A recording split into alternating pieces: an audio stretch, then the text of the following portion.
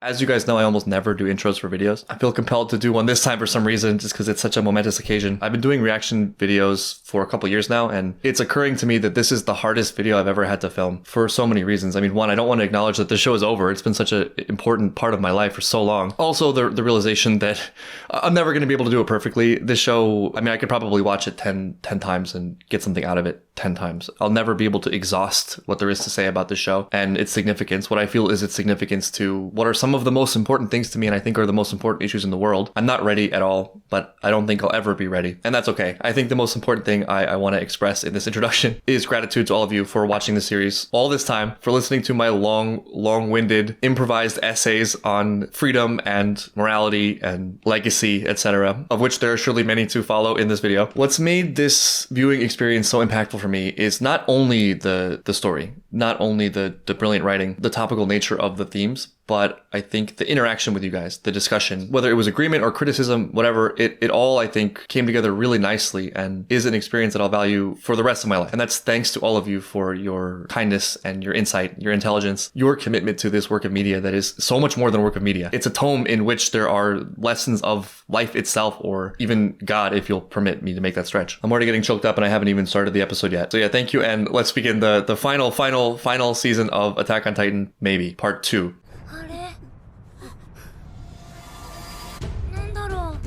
Those are heroes. Those are heroes arriving in a wooden plane. Take on the largest Titan ever seen or imagined by man. I'm glad we're starting off here again. This was the worst cliffhanger. This is one of the things I'm most excited for, just on a pure action level. This is such a long time coming, man. Levi Zeke.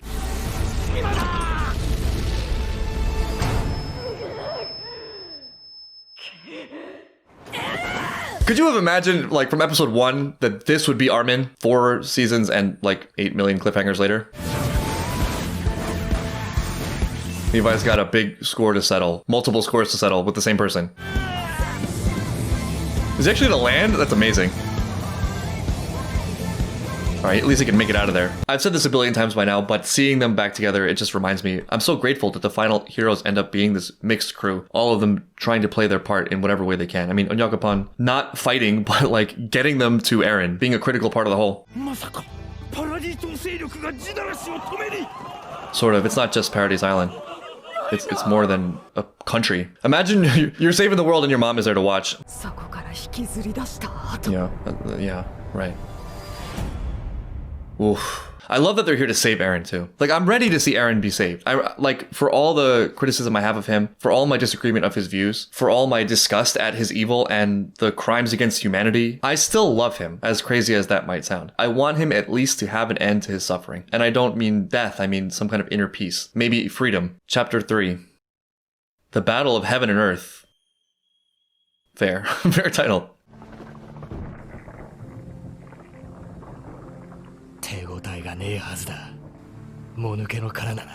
So it wasn't even Zeke. Zeke's still lurking.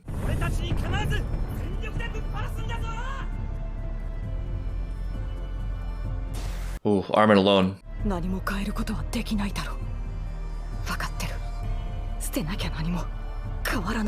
That's a really, really interesting monologue coming from Armin. What is that? What is that? What is that? What the hell? What in the tentacle? What just happened to Armin? That did not at all go according to plan. Okay, great. That's good. That's fine. Interesting that off the bat, they're not even fighting Eren directly. They're fighting Ymir, in a sense being the source of all this, and also being rooted to some primordial, ancient, biological force just chilling in a tree for some reason. I think in the last video, I compared it to Original Sin. And the more I think about it, the more I think it's perfect.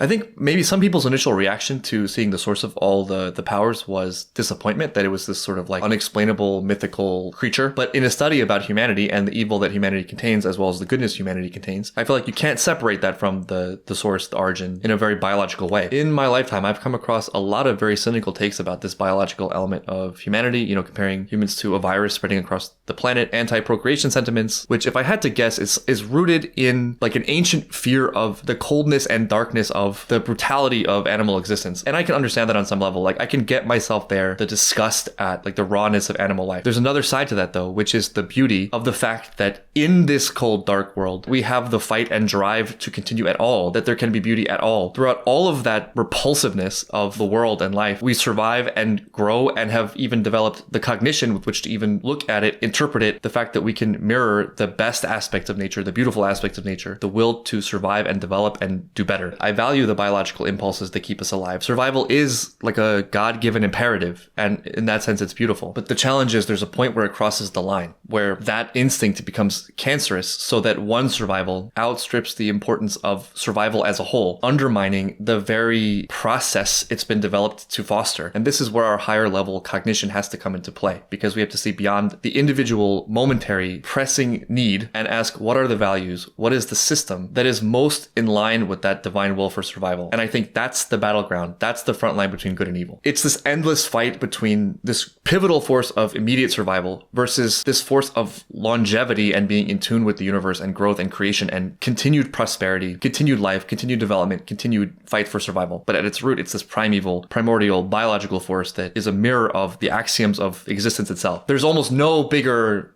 fight that you can imagine. And amazingly, in the same moment, Armin gives what I think is the answer to that question by mentioning sacrifice. But I think this will come up more later, so I'll save it. This went from rescuing Eren to rescuing Armin. Okay, alright, he's good. He's fine.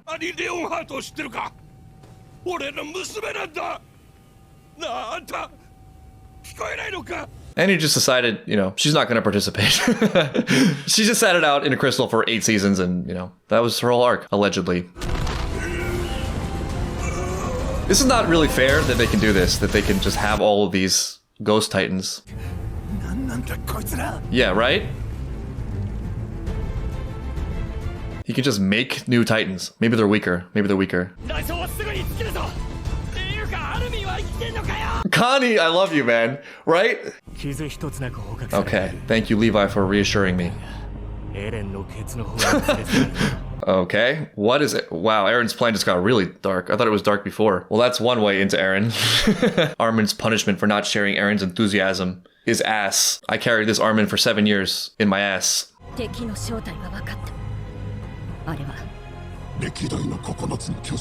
Whoa. It doesn't seem like it. That means there are going to be some familiar faces in here.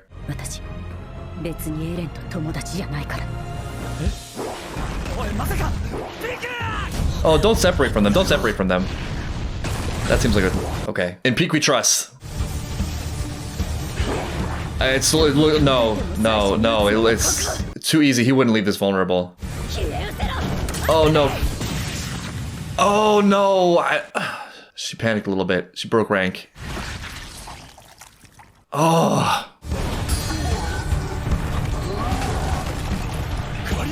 Yeah. Speaking of familiar faces.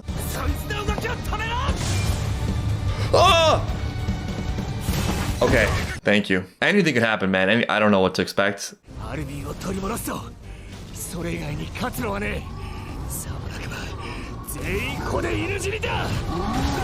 got faith in the crew. This is the all-star team.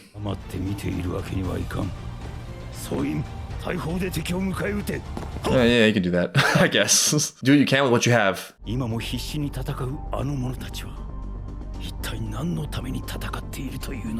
Damn right. There's no more time. There's no more time for any of this factionalism or whatever. I'm holding out for Peak to be fine because that seemed too abrupt for it to be a death, right? The Connie Reiner tag team. Ooh.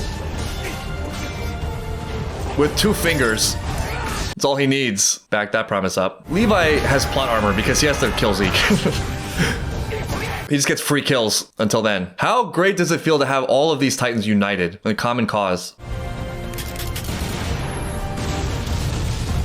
Damn, Mikasa with the accuracy.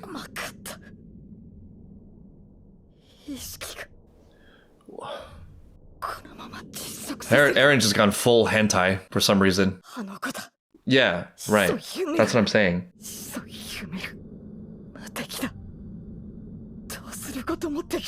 This is Armin's process. He goes down into the depths and then he fights back out of it.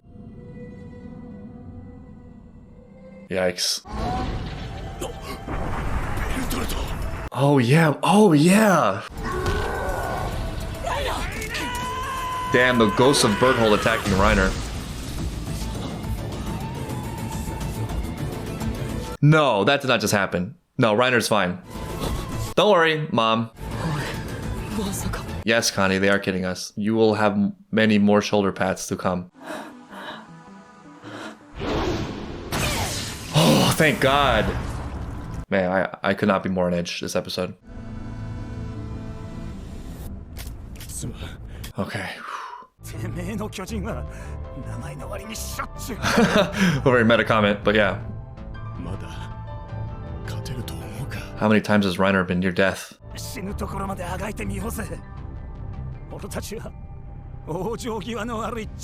Making Erwin proud, and Hanji. Fight till the end. I said last episode, and I still kind of believe it, that the author gave us the answer to the dilemma pretty early on. And it's Erwin.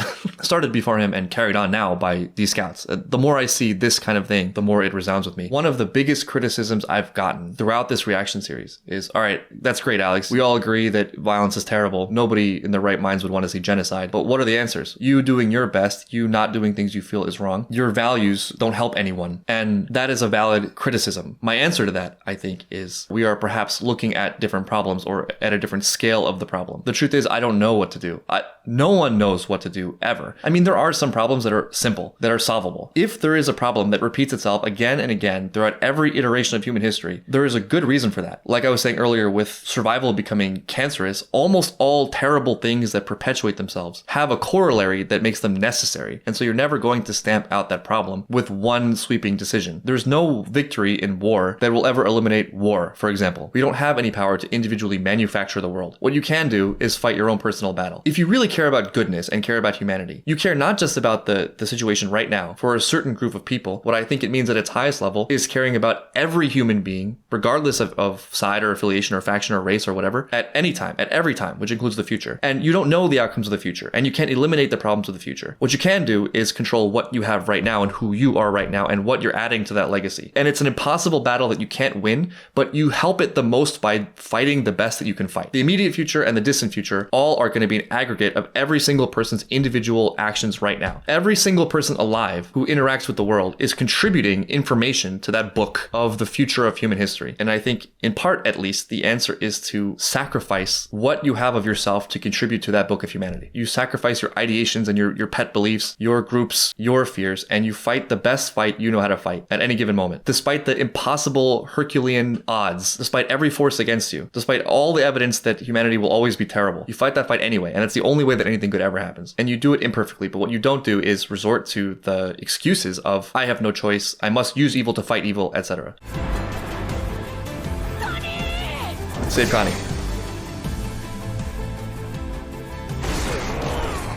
Is that Levi getting his leg bitten off? Man, Levi cannot catch a break physically. Here we are, just two bros hanging. Whoa!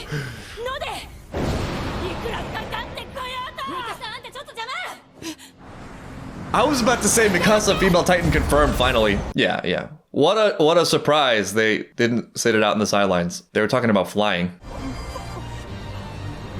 That was very timely. No time to question it. We're flying.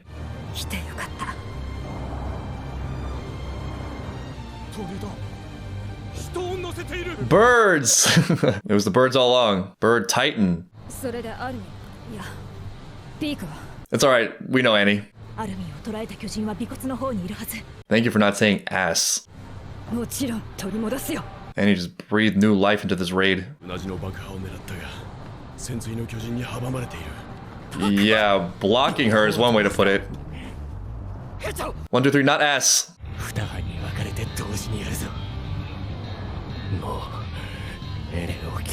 Yeah. It was a long shot.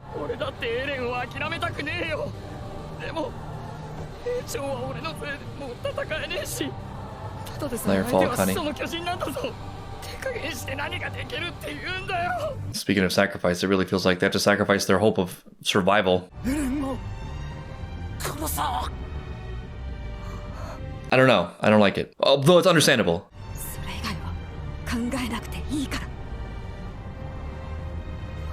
One thing I was thinking about too is that I love how all of them have made their own mistakes. All of them have made massive mistakes and done terrible things. I don't think anyone is fully innocent in this show. And that's kind of great because it's not about being perfect. It's not about being a saint. That timeless question from Erwin, do you know who the real enemy is? Well, the show has answered. It's you. Like, it's everyone. Everyone is evil. Everyone contains that evil. It's not good versus evil. It's just humanity. It's a very complicated force. Everyone has the capacity for the ultimate good and the ultimate evil at any time. You've never made it fully into one or the other, as much as we like to put things into categories. But you're also the goodness, and it's an iterative process, and you do the best you can with what you have now. And they're still going to get it wrong. It's still going to be imperfect. They're fighting for their lives. This bird is a game changer, though. We're helping. We're helping a lot. Not now.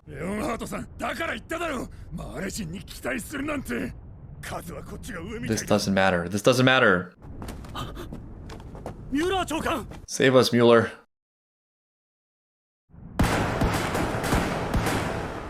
No way. No way. No way. No way. No way. No way. Fake out. Total fake out. I don't believe it. Yeah, even knowing Aaron's danger, I was severely underestimating his defenses.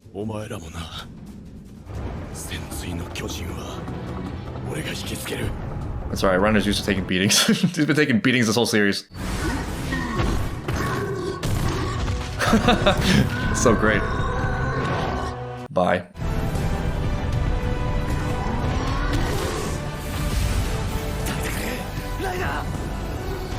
He's got this.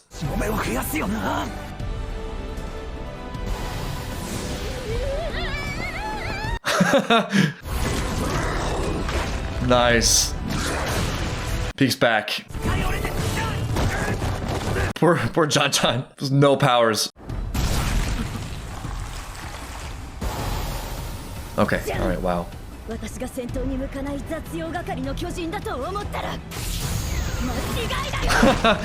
Pete getting revenge on every person who just called her the Card Titan for 2 whole seasons. That eject function coming in really handy. I don't think John John was standing around waiting to hear that speech. That clothesline, though.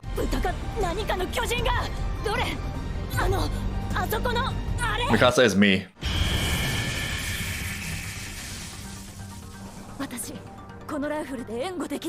Admittedly, Gabby has been pretty deadly with this rifle. Gabby has affected so much of the plot with her shooting. Her threat is highly credible.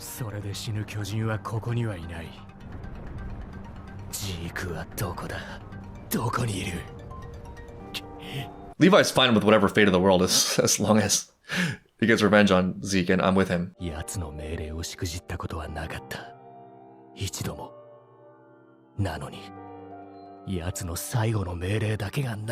There's redemption or growth to be had for Levi.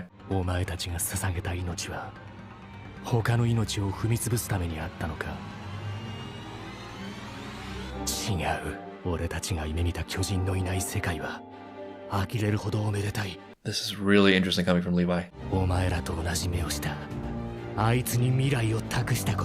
It means significantly more from Levi, who surprisingly, amazingly in the show turns out to be one of the most sensitive characters who cares about his comrades the most. My feeling when Erwin died the most badass and heroic death ever put to media was that despite the sadness of his death, it was not a tragedy and that his arc was totally complete and existed as a compact, full unit regardless of what happened because he had played the ultimate possible role he could have played. Levi's role is to pick up that torch and then do the same, even if that means just passing it. Like, even if you never see the ideal world, even if you never see the fruits of your labor, it's taking on the torch and all of the burden and responsibility that carries, helping it burn brighter, and then passing it on to someone else. In this case, I guess it would be Armin. And he's back. Oh, this tag team.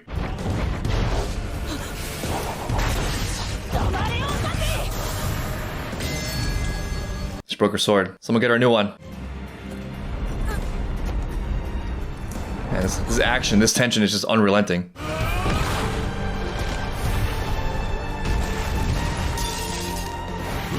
Nice. Oh man, it feels so good to watch Annie fight. Yeah, stick together, please. Damn, Okapi.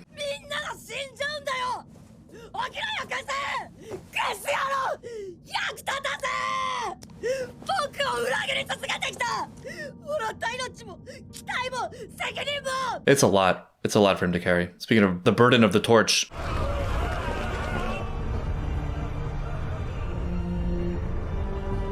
Oh no. Nowhere even left to run. Oh, I can't imagine. A lot of people aren't even gonna jump, they're just gonna get pushed. Yeah, it's a panicked crowd. We did it! We say paradise! Paradise.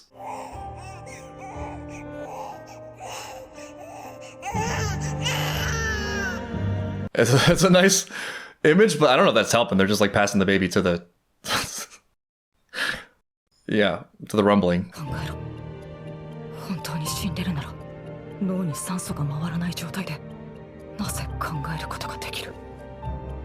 Armin's gonna Descartes his way out of this.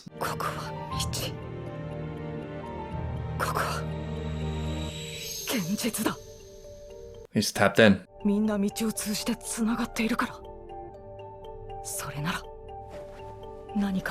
Wow, I wasn't expecting an Armin journey to the spirit world, but here we go.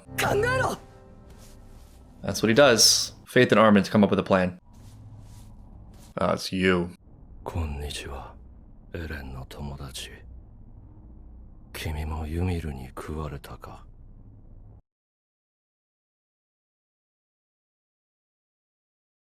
Is it the end of the first half already? Are there 5 chapters? A long dream.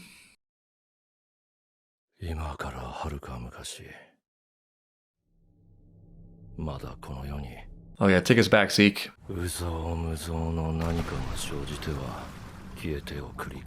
I like where this is going. Yeah, it's life itself. This is like, I think this is going to be what I was saying earlier.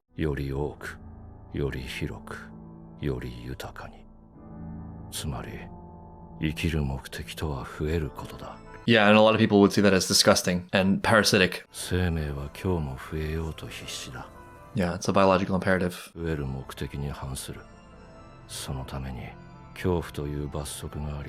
Right?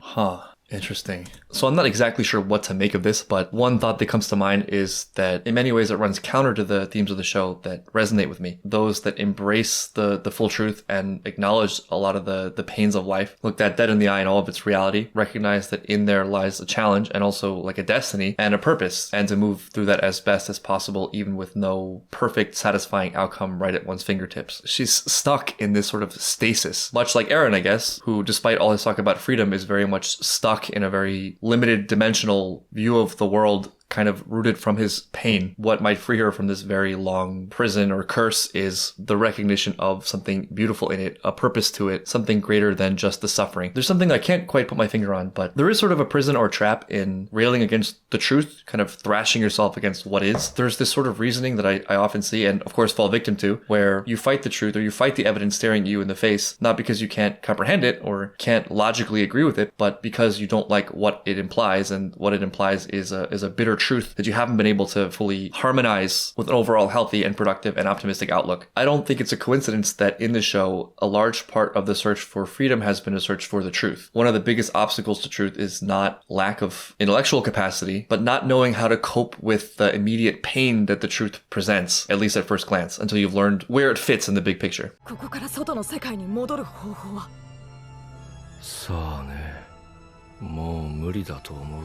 Zeke's just totally resigned himself.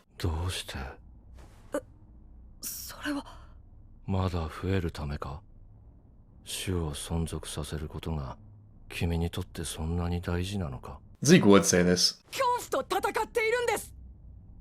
なぜ負けちゃダメなんだ？生きているということはいずれ死ぬということだろ？ It's not just you, though.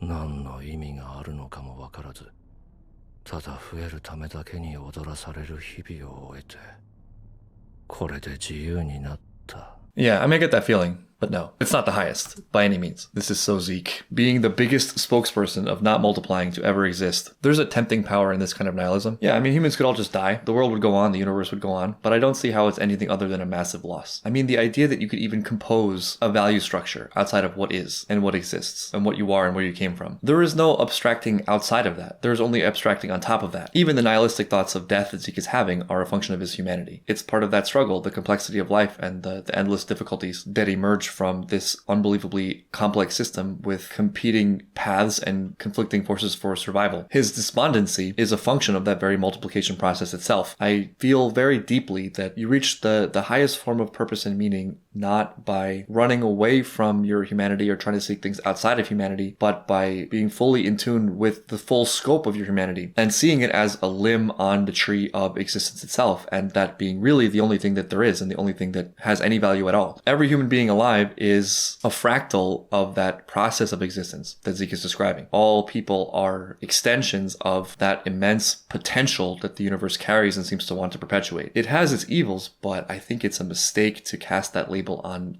all of it, on the whole thing. The fight to exist and keep living is not one humans made up selfishly or arbitrarily. It's a mission handed to us by the universe. Is that a leaf from the intro tree? Yeah, it is. その日は風がぬるくて、ただ走ってるだけで気持ちよかった。 Here's some beauty. 僕はなぜかこう思った。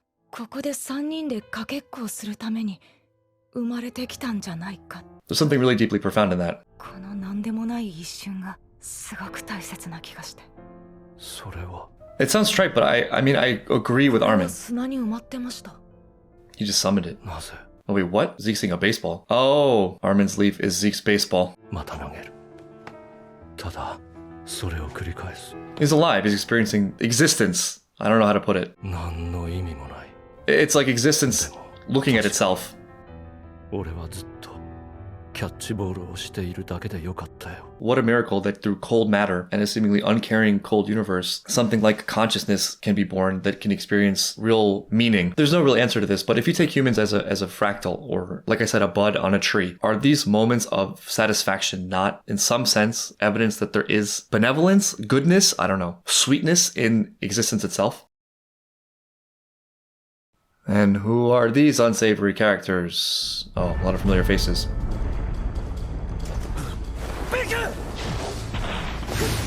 And back to the action, after that hour of philosophy.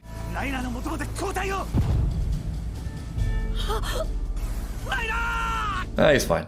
We've been through this so many times. He's alright. Take care of yourselves. I was hoping there'd be at least one Titan doing a crazy run, just for old time's sake.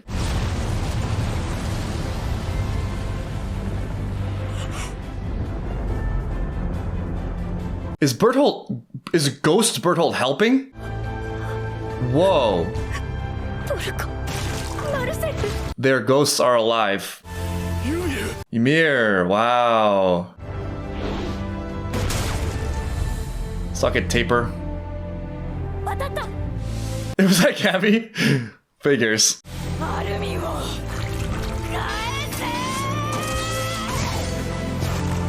I don't know, I feel like he was doing some good work in there. Maybe he'll come out with some insights. Here we go, here we go. He can transform.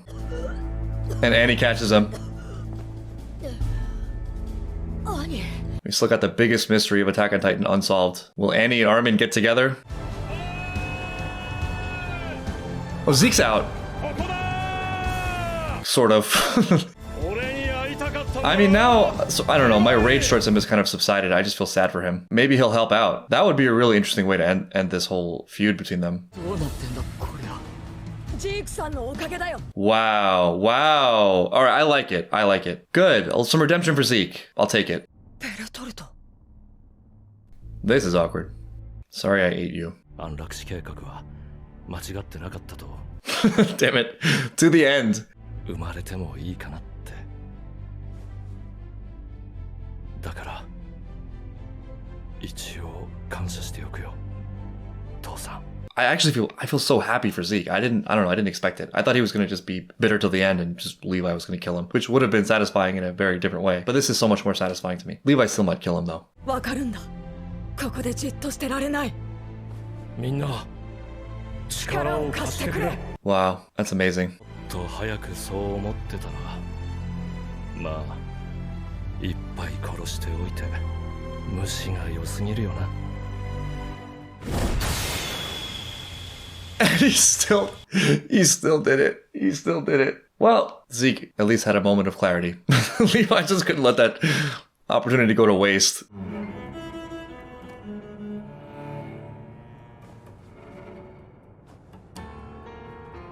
They all get their color back. We did it. We stopped the rumbling and saved 12 people in the world. Hey, this theme. Aw.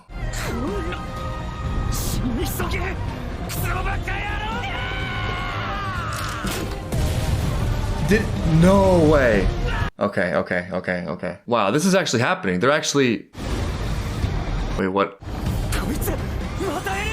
Oh, right, I can reconnect.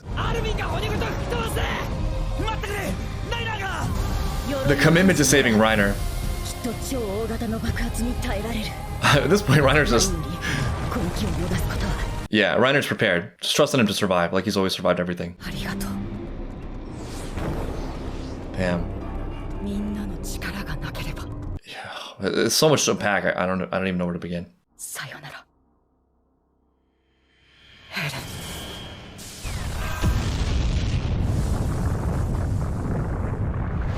I mean, given everything that they've survived in their Titan forms, Eren, the biggest of all Titans, can probably survive this. The fact that everyone got to play a role in this is so beautiful. It gives literal flesh and blood form to the legacy thing, even to those of them who died in abject tragedy. Hard to think of a character in the show that doesn't play a pivotal role in the events that follow in the show. And I would argue that's true of life as well. It's just harder to trace because of the complexity of the world and the number of people in it. And also because we're robbed of an ending, right? We don't know what the narrative arc is. There is just so much in this scene. I mean, I could probably sum a lot of it up as like, who knew? Seeing John yell at Eren, who would have imagined that this is how it would go down in their little cafeteria scrap in season 1. Reiner, one of the greatest betrayals and shocks ever put on screen. Who would have thought that it would be him sacrificing everything with all the horrible things he's done, killing his own comrades, that he would have any chance at all to be heroic, that he would be a lovable character and have glory. It's almost too perfect. Like, it's too good that so many characters from the past, those who died tragically, those who did terrible things, those who were lost and confused and immoral, basically everyone gets a chance to play a part in this final battle and be significant. On a meta level, it's a great nod to the show and the characters. On a thematic and spiritual level, it's the legacy. It's a physical representation of something that would be true even if they didn't have these forms, even if they didn't get the chance to come back as Ghost Titans or whatever. That every character that existed in the show exists eternally in their timeline. And speaking of things existing on a meta level, they exist eternally in our timeline as well. It's bizarre, but thinking about it that way gives them a tangible reality. Like, the characters are real and they're important. For me, the concept of legacy that came out of the show was one of my favorite takeaways, represented by Erwin Smith, and the responsibility it gives you to understand that you're standing on the shoulders of, like, for our purposes, infinitely long chain of human beings struggling to survive. And I think maybe the most glorious form of that is the gratitude to people who really fought against the odds and tried to make things one incremental step better. But to zoom all the way out, and this is maybe a hard view to take, it extends to people who failed to reach their full potential and didn't close their arcs. They played a role too, and I think there's sympathy to be had for them, and in some way, also gratitude.